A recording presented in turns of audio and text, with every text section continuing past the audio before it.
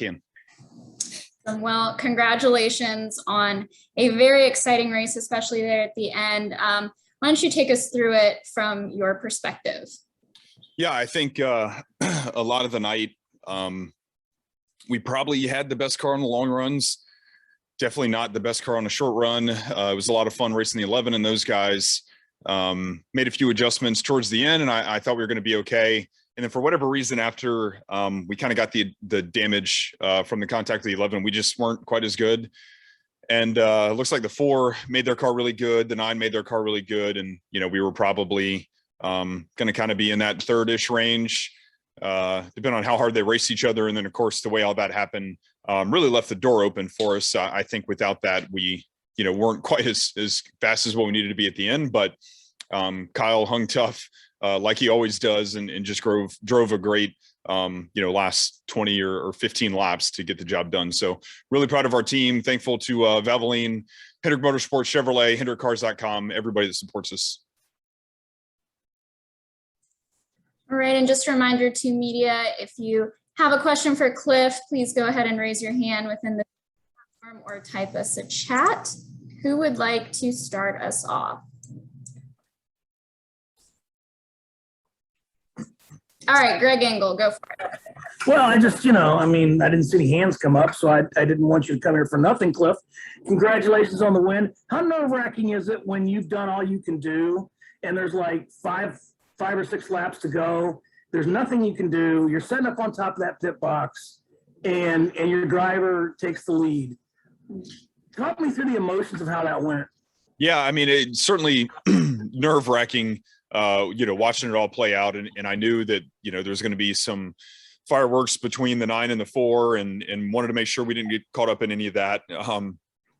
And just make sure that, whatever happened, we were ready behind the wall if we had to pit and put tires on it. So I was kind of mixed between watching the race and making sure we were set up behind the wall for a worst case scenario. But Kyle is made for these moments. He does such a good job.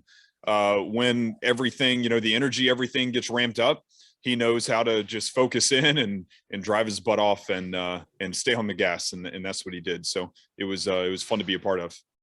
Thanks, pal. Enjoy it. Thank you. All right, our next question will come from Deb Williams. Go ahead, Deb.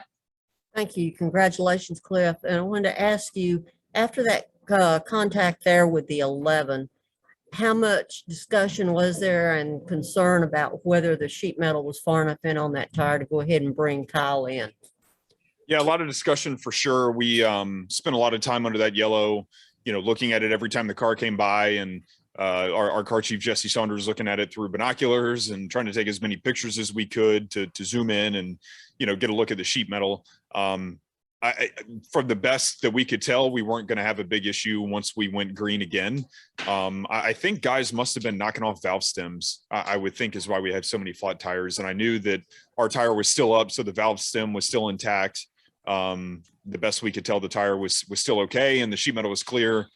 So certainly a little bit of a gamble, but one at that point we really kind of had to take. Okay, thank you.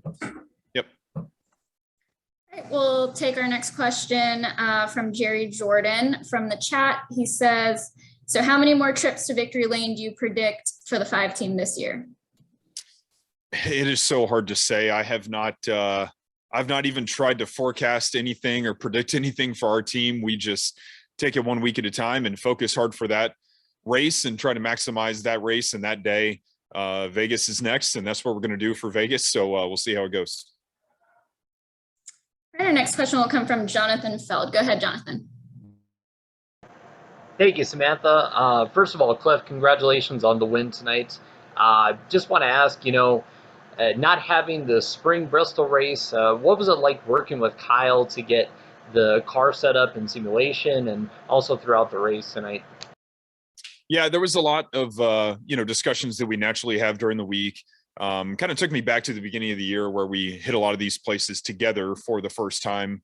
So coming here, we looked at a lot of our notes from last year with the 48. We had a really strong run with Jimmy, both in the fall and the spring.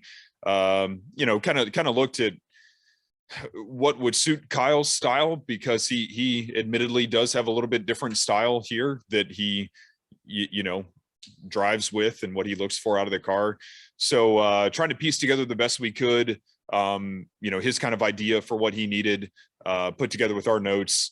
It's still a little bit of our best guess, and obviously the car was close. We did have to work on it some tonight, but he was pretty comfortable and able to go pretty fast. Thank you, Cliff. Yep.